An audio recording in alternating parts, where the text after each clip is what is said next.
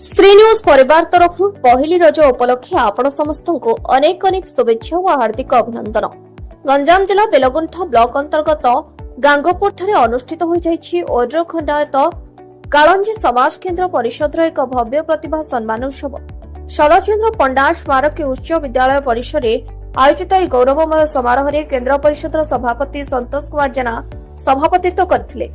गदई जेना प्रभु प्रार्थना सह कार्यक्रम शुभारंभ करा उत्सव में मुख्य अतिथि भाव सोरडा विधायक नीलमणि विषयी, विशिष्ट अतिथि भाव कविसूर्यनगर विधायक प्रताप नायक एवं सम्मानित अतिथि भाव गंजाम डीआरटीए अध्यक्षा अंजलि साई जोग देथिले।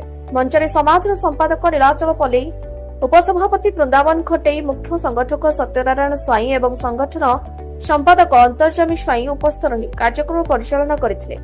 उत्सव में मुख्य अतिथि विधायक श्री विषय निज वक्तव्य कहिथिले जे खंडायत कालिंजी समाज इतिहास, वीरत्व, स्वाभिमान और कृषि सह जड़ित पिलामानक शिक्षा और उज्जवल भविष्य गठन करने समाज प्रथम कर्तव्य बोली से प्रकाश करने कुलघर निर्माण पर संपूर्ण सहयोग प्रतिश्रुति देते। प्रधान शिक्षक सिद्धार्थ स्वाई और उमाकांत नायक छात्र छात्री को प्रेरणा दे वक्तव्य देते। समारोह में विभिन्न अंचल प्राय 700 ऊर्ध्व समाज सभ्य उपस्थित बेले प्रथम समाज तरफ अतिथि मानक भव्य संबर्धना दि जाइथिला। यापर मेधावी प्रतिभा उपढौकन मानपत्र उपहार प्रदान कर पुरस्कृत करा जाइथिला।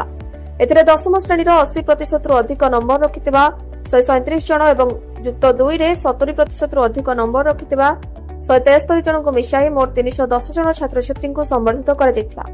बेलगुंठारू शिवराम चौधरी को रिपोर्ट, श्री न्यूज।